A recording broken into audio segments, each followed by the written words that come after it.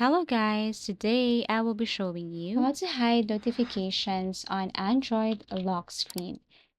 if you find this video helpful, please do like and subscribe. So this is just a very easy tutorial. Just go to your settings and then tap on notifications and status bar. Below here, you can see hide lock screen. And all you have to do is to turn this one on.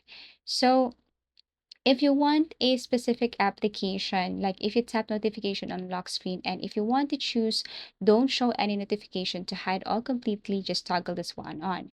Now, if you want an exemption to a specific application here, you can just basically scroll down and then look for that application below. So let me scroll down here and then tap an application here.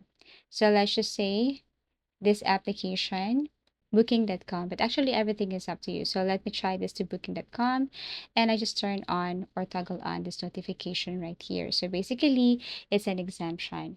But if you want to hide all content or hide all notifications on Android lock screen, you just have to toggle on the one I showed you earlier. So other Android phones, they have options like don't show any notifications. That means hide all completely.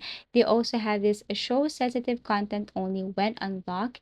It hides content but shows the application name. But for my Android, I just have to turn this one off.